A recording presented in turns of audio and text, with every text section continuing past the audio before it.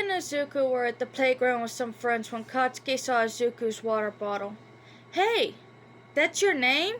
Izuku? Did you know the kanji for your name can also be read as Deku?" Izuku looked stunned, but then he got mad. "I'm not a Deku, Kachan. That means worthless, and I'm not worthless." Katsuki realized that saying that was a mistake real quick and stumbled over himself to resolve said mistake. "And you're not. But Deku sounds like Dekiru, and you're totally Dekiru." Izuku was confused out of his anger. What's Dekiru mean?" "Oh, it means I can do it, 'cause you can do anything. I'm gonna call you that from now on, Dekiru," Katsuki happily supplied. "Oh, okay. Cool. Let's go back to playing heroes and villains. I'm gonna be a hero named Dekiru, and I'm gonna be totally awesome." Izuku didn't like to talk much to the other students at their middle school, but Katsuki didn't mind. That just meant that he had his Dekiru all to himself.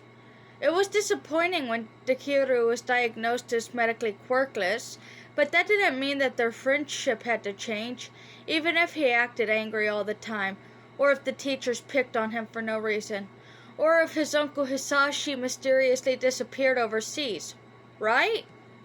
Okay, maybe he got a little clingy after he caught that first kid picking on his Dekiru after he was diagnosed as quirkless, and maybe, just maybe, Dekiru got a little meaner towards him after that, but they're still best friends, right? Either way, Katsuki thought the world of his friend.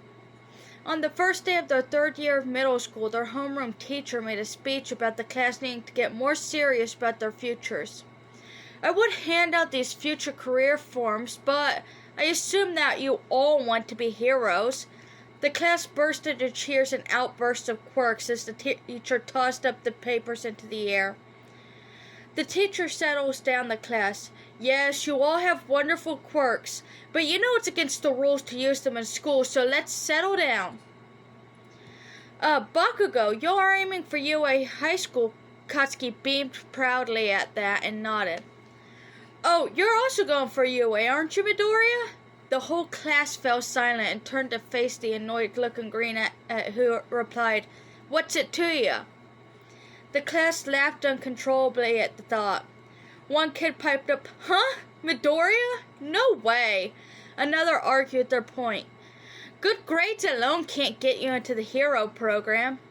Dekiru stood up and flipped everyone off. "Screw you! I'm going to become a top hero and prove that a quirkless kid is better than all of you." Katsuki felt proud of his friend. "Yeah, let's prove them wrong together, Dekiru." "Screw you too, Kachan," to which Katsuki borderline giggled. The teacher just looked bored, but what he saw as nothing more would come of the interaction. He continued the class. "So to prepare you for your future schools and jobs..." Later that day, after the bell rang, Katsuki rushed over to Dekiru. "I'm so excited that we're going to go to UA together. I gotta get going. Mom wants me to do some shopping for her. But call me later so we can do some analysis. Bye!"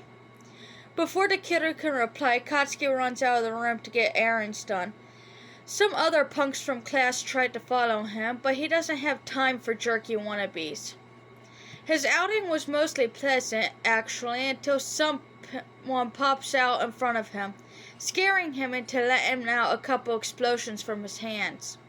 Katsuki didn't have the time to register who this creepy lady could be before he heard a voice burble from the alleyway as he was walking by. A body with a good quirk.